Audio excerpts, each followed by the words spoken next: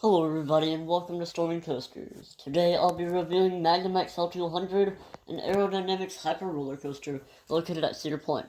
I'll be telling you whether I liked it, whether I didn't like it, and whether or not you should ride this ride while you're at Cedar Point. Make sure to stick around to the end to hear my full thoughts on Magnum. Before we get started, make sure to subscribe to Storming Coasters for daily uploads of roller coaster videos. For the last couple of days, sadly I didn't get to upload.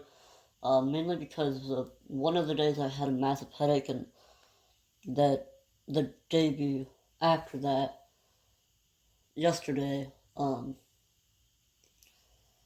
I just got kind of lost in the day, and I was also tearing down Connect's Red Fire yesterday, so yeah, but let's get started with the statistics. Let's get started with the statistics of the ride.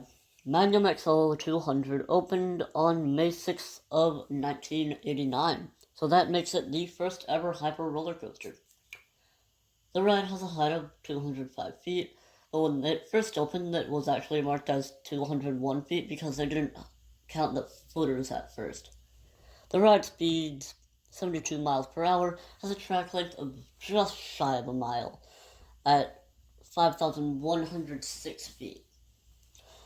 It has a duration of 2 minutes. It has a 60-degree drop. The ride has 3 trains, 2 people sit per row, and there's 3 rows per car, and 6 cars per train, which allows for 36 riders per train, and about 2,000 riders per hour. The ride cost $8 million to build. Anyways, let's get into the experience of the ride. Enter the queue line, but before you enter, you must buy a locker to put your loose article in, or have zipper pockets to secure your loose articles.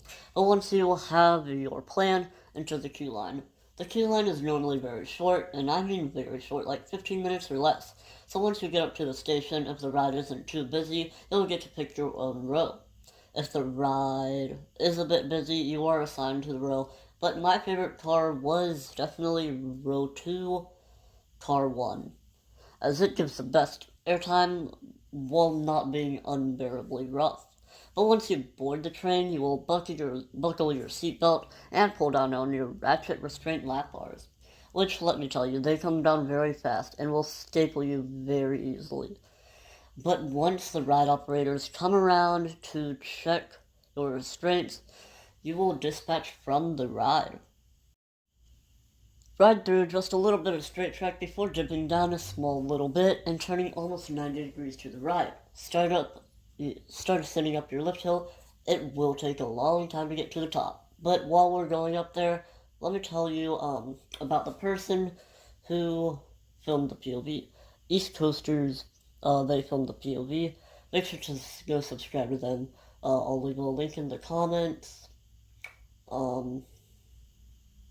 They allowed me to use it, gave me permission, so yeah. But let me skip to the top. Now, go down your 60-degree drop, slip out, and rise into an airtime hill that doesn't send you out of your seat, but don't worry, because after that you'll go into a tunnel. Yes, a tunnel. There are like 2 more tunnels on this ride, and then another airtime hill that gives you some pretty strong floater. Right after that hill, go into some pretty hard trim brakes before you go into your turnaround. The turnaround, you go left about 270 degrees before dipping down and back up and turn left 270 degrees. But right after that, there's a series of 7 airtime hill.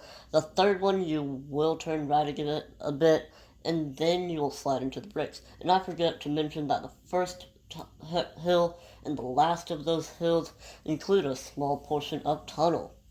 The last one even has some lights on it.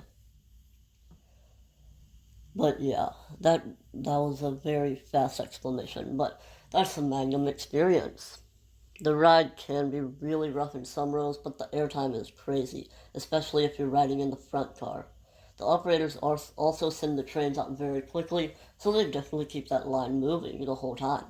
And the tunnels can be very, very loud when you go through them. But now for the question that I ask myself in every single review. Would I recommend riding Magnum XL-200 during a visit to Cedar Point? Absolutely. This ride is really fun if you're riding the correct rows, specifically on a non-wheeled seat. But anyways, that's going to wrap up today's review. I hope you enjoyed. Make sure to subscribe to Stormy Coasters and like this video. Have a good day.